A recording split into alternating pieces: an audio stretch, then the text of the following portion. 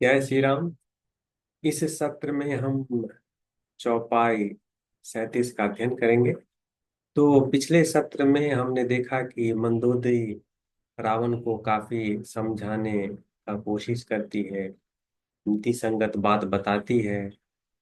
वो कहती है कि सीता को वापस कर दीजिए और राक्षस सेना, राक्षस कुल को विनाश होने से बचा लीजिए। तो इसका क्या असर होता है वो इस चौपाई का विषय है। तो पहले हम चौपाई का पाठ करते हैं, फिर उसके अर्थ और भाव को समझने की कोशिश करेंगे।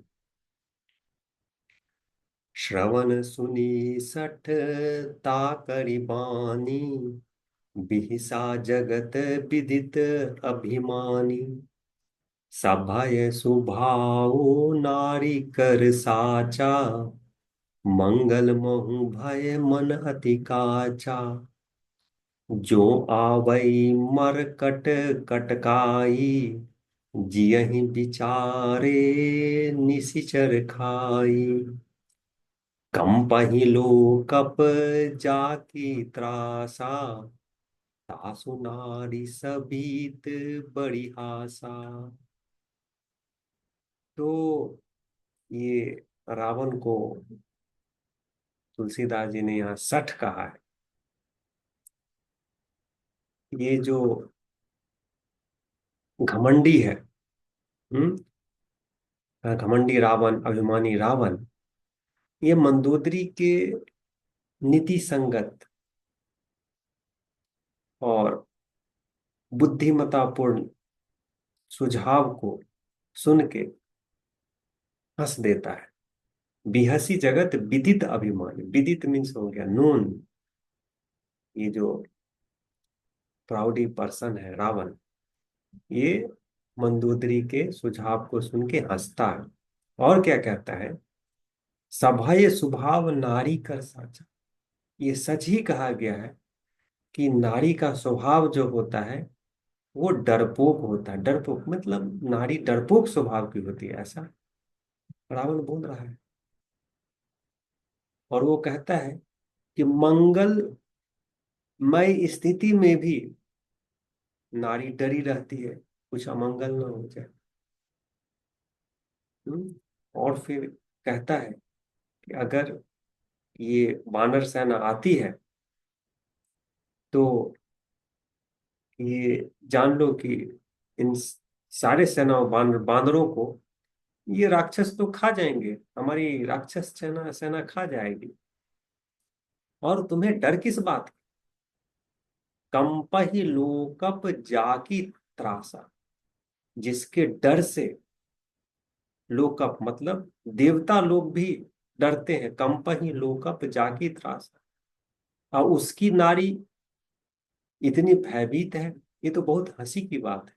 तासु नारी सभीत बड़ी हास, हस कहि बिहसी ताहि उर लाई। चलेउ सभा ममता अधिकाई, मंदोदरी हृदय कर चिंता। भयउ कंत पर विधि विपरीता। बैठऊ सभा खबरी असिपाई, सिंधु पार सेना सब आई। बुझे सचिव उचित मत कहूँ, ते सब हंसे मस्त करि हरहूँ। जीते हूँ सुरा असुर तब श्रम नाही, नर बानर के ही लेखे माही। तो रावण कहता है कि जिसके डर से देवता भी कांपते हैं, उसकी बीवी इतनी भयभीत है। और ऐसा कहकर वो मंदोदरी को अपने हृदय से लगा लेता है। शायद वो मंदोदरी को एहसास दिलाना चाहता है या उसके डर को भगाना चाहता है। और ऐसा कह के वो अपने सभा में चला जाता है। अब मंदोदरी काफी चिंतित है। और वो समझ गई है कि मेरे पति कंत, भयो कंत पर विधि विपरीता, मेरे पति के साथ अनिष्ट होने वाला है। विपरीता मीन्स अनिष्ट होने वाला। और जब रावण सभा में जाता है तो उसे ये खबर मिलती है, क्या, कि सिंधु पार सेना सब आई। अब जो श्री राम और वानर सेना, वो समुद्र के तट पे है, वहां आ चुके हैं, और समुद्र को क्रॉस करेंगे and they will be in Lanka, और वो लंका में होंगे। मतलब सेना बिल्कुल पास आ चुकी है। तो रावण पूछते हैं कि अपने मिनिस्टर से, अपने सचिव से पूछता है कि अब क्या किया जाए, आप लोगों का क्या विचार है।